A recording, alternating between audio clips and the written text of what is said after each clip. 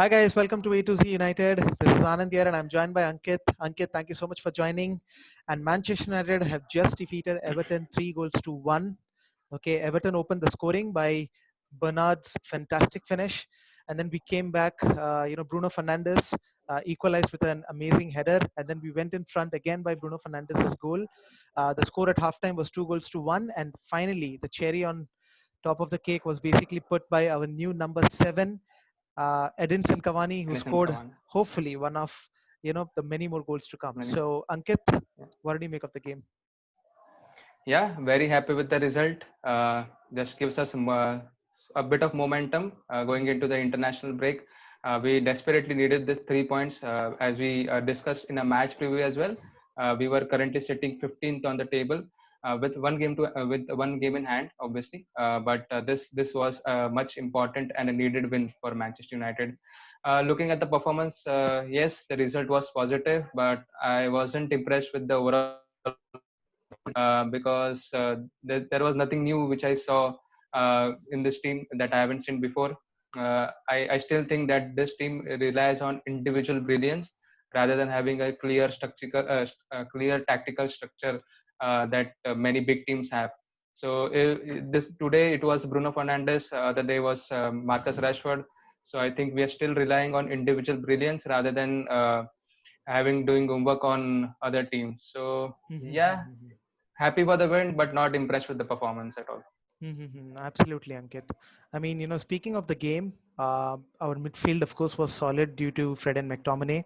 The thing is that Fred and McTominay were, very good defensively, but they were giving away a lot of possession in the middle of the park, which was a bit concerning. Mm-hmm. Again, they dealt with it pretty well.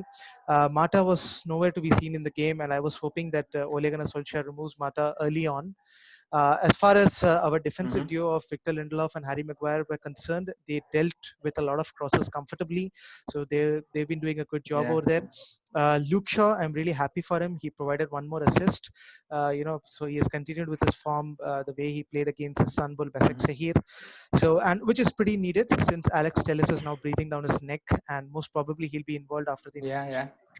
So, and of course, Yeah. He Edinson will. Cavani, an absolutely fantastic finish.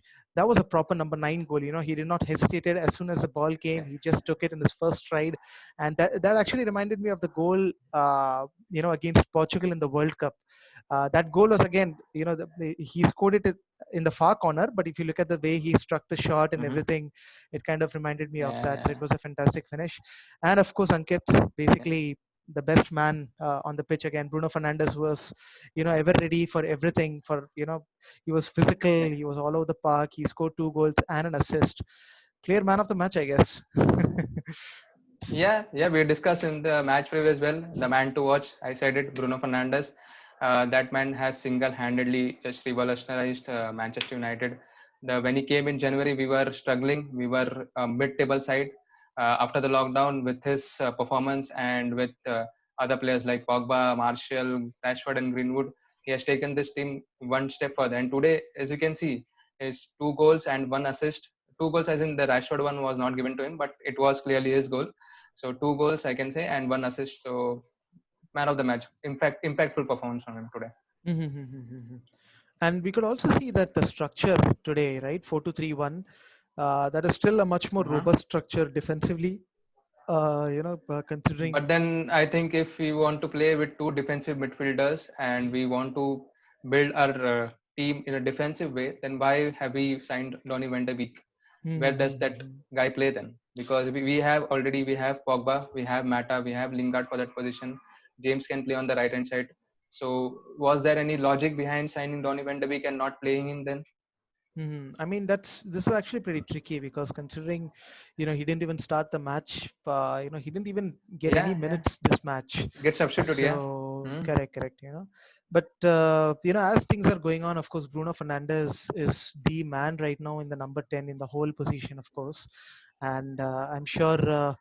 I think Ole Gunnar Solskjaer should find a way to, include Donny van de Beek. I mean, he's constantly starting Pogba, So maybe if you would have bought, It's Donny van de Beek. is not starting, but he's at least substituting Pogba because he knows if he doesn't play Pogba, then most of the fans will get his back. So that is the reason he's playing Pogba. But I'm not still clear with what tactics or with what style of play Manchester United play football under Ole Gunnar Solskjaer. It's mostly individual brilliance or players finding each other in the final third, but it's one man army at the moment now. Now, speaking of individual players, Anthony Martial, for one, who has been coming, who has come back after his 3-game suspension. How do you rate his performance today? How was he up top? Yeah, he looked rusty. He had a couple of chances which he spent him wide, but yeah, he looked rusty today. He actually looked rusty, absolutely, Ankit.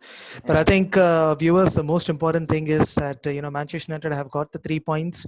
We scored 3 goals today, and we conceded much one. Important 3 points. Much important 3 points, absolutely. This was a much needed win. Regardless of what the future holds for Ole Gunnar Solskjaer, but at least before going to the international break, this is a 3 points which will of course raise the confidence, and they can again go back to the training and then analyze and see after the international break where are the things that could improve as such. So this was a much needed win, and United I still don't think so that Ole Gunnar Solskjaer will survive at this United job. It's inevitable that he will get the sack. Just the process has been prolonged to one. So we'll see further what happens. Sure, yeah. And a lot more discussion also about to come on that particular topic in this channel. So we'll be discussing a lot on that as well in the upcoming week. Of course, we have international break, so we do have a lot of interesting topics in the pipeline that we're going to discuss and put for you guys out there. But until then, thank you so much for watching. Please like, comment, share, and subscribe. Thank you, guys. Please like and subscribe to the channel. Yeah. Thank you, Ankit. Okay. And once again, to sign off, we would just say glory, glory, Manchester United. And the Reds go marching on. On and on and on.